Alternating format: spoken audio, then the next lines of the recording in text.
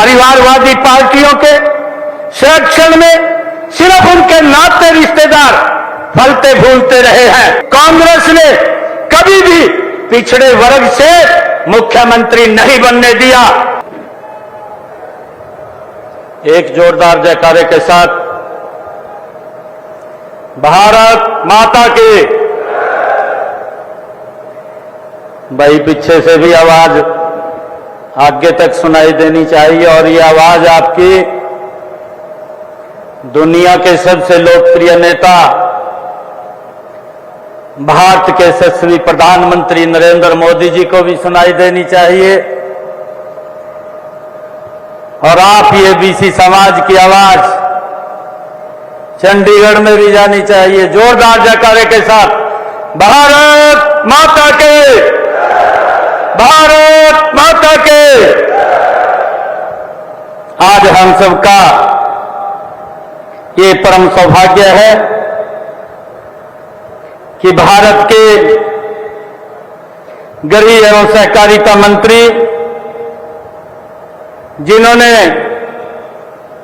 भारत की समस्याओं का एक चुटकी भर के अंदर समाधान करने का कार्य किया, चाहे वो धारा 370 है और चाहे भारतीय जनता पार्टी को विश्व की सबसे बड़ी पार्टी बनाने का श्रेय अगर किसी को जाता है, ऐसे यशस्वी नेता आदरणीय अमित शाह जी आज हम सबको उनका मार्गदर्शन मिलने वाला है।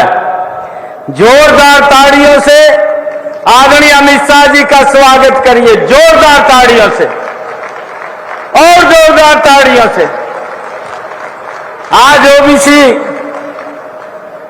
समाज के जीवन को सरल करने के लिए आज हमारे बीच में पधारे हैं। आप सब की तरफ से, मैं हरियाणा के कोटि कोटि जन की तरफ से आज आदरणीय अमित शाह जी पिछले 18 दिनों में आज दूसरी बार हरियाणा की पवित्र भूमि के ऊपर पधारे हैं। मैं इनका आज इस बाबा जयराम दास की पवित्र भूमि यहां पधारने पर बहुत बहुत स्वागत और धन्यवाद करता हूं।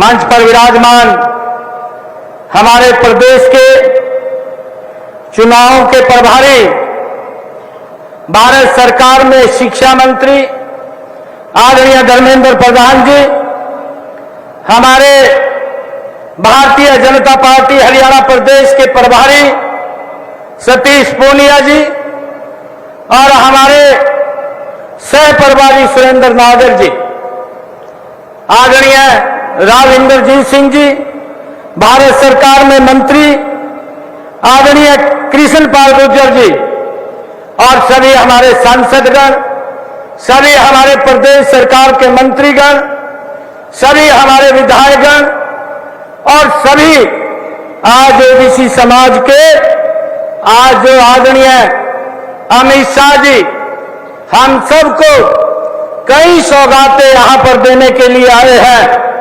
आप सबका मैं इस पवित्र भूमि पर पधारने पर बहुत बहुत स्वागत और धन्यवाद करता हूं। मुझे गर्व है कि आज इतनी बड़ी संख्या में बीसी समाज के हमारे भाई बहन मैं इस पवित्र भूमि के ऊपर देख करके भाव विभोर हो रहा हूं। ऐसा लग रहा है अपने विशाल कुटुंब के अंदर के बीच में आ गया हूं, अपने परिवार के बीच में।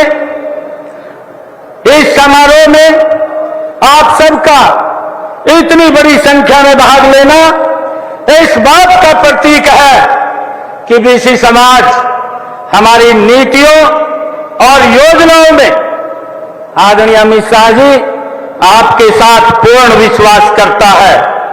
हम आपके इस विश्वास को और भी मजबूत करते रहेंगे, क्योंकि भारतीय जनता पार्टी एकमात्र ऐसी पार्टी है जो पिछड़ा वर्ग समुदाय का सबसे ज्यादा ध्यान रखती है और आपको हर स्तर पर सबसे ज्यादा प्रतिनिधित्व देती है।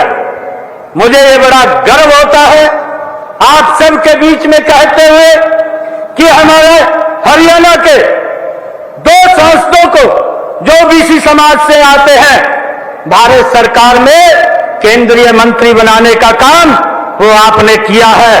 हम आपका दिल से धन्यवाद करते हैं।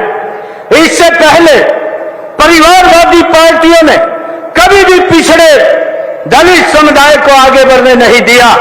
उन्होंने कभी भी पिछड़े वर्ग को निर्णय लेने का अधिकार नहीं दिया, कभी भी आपका मान सम्मान नहीं बढ़ाया। उसकी मानसिकता पिछड़ा वर्ग SC/ST विरोधी रही है। परिवारवादी पार्टियों के संरक्षण में सिर्फ उनके नाते रिश्तेदार फलते फूलते रहे हैं। उन्होंने भ्रष्टाचार, भाई भतीजावाद और क्षेत्रवाद को बढ़ावा देने का काम ये किया है। परिवारवाद की मानसिकता के चलते ही कांग्रेस ने कभी भी पिछड़े वर्ग से मुख्यमंत्री नहीं बनने दिया। मैं धन्यवाद करता हूं आदरणीय अमित शाह जी आपका, आदरणीय नरेंद्र मोदी जी का। पहली बार हरियाणा प्रदेश से एक पिछड़े समाज से, एक गरीब परिवार से आज एक मुख्यमंत्री आपने बनाया है। मैं आपका दिल से धन्यवाद करता हूं। मुझे ये खुशी है कि हम जानते हैं पिछड़े समुदाय में बड़ी संख्या में हाथ से काम करने वाले हमारे कौशल युक्त भाई बहन आते हैं। हमारे मिट्टी के बर्तन बनाने वाले, जेवर गढ़ने वाले, कपड़े सिलने वाले, मूर्ति मकान आदि बनाने वाले सभी साथी पिछड़े वर्गों में ही आते हैं। आपका देश के निर्माण में बड़ा योगदान है।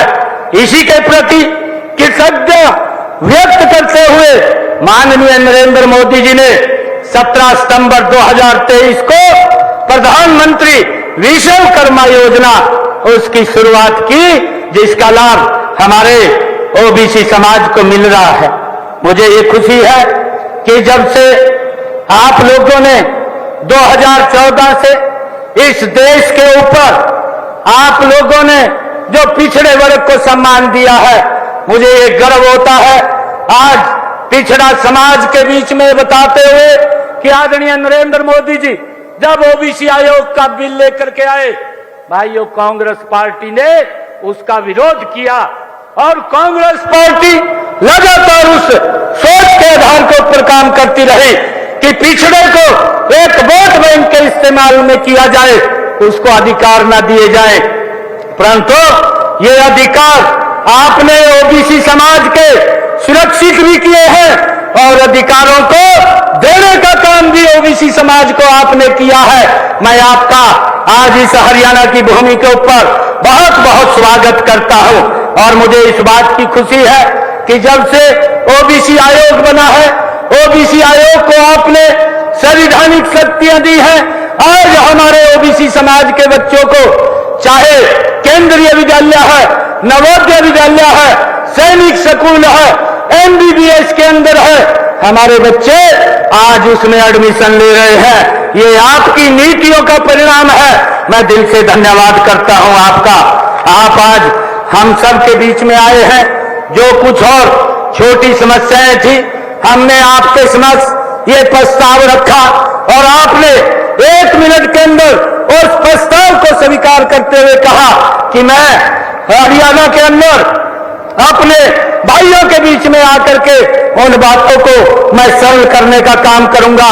आज आप यहां पर पधारे हैं, हरियाणा की इस पवित्र भूमि पर पधारे हैं। मैं पुनः हरियाणा के तरफ से आपका यहां पर आगमन पर धन्यवाद करता हूं और स्वागत करता हूं और आप सबका भी इतनी भारी संख्या में ओबीसी समाज के हमारे भाई बहन आए हैं, आप सबका भी धन्यवाद करता हूं और एक विश्वास के साथ कि जो आदरणीय अमित शाह जी आपकी सोच है, उस सोच को हम हरियाणा के जन जन तक पहुंचाने का निरंतर काम करते रहेंगे और लोगों के जीवन को सरल और सुगम बनाने का काम ये हमारी सरकार करती रहेगी। मैं आपका और आप सबका बहुत बहुत धन्यवाद और स्वागत करता हूं। इन्हीं शब्दों के साथ जय हिंद, जय भारत, जय भारत मां।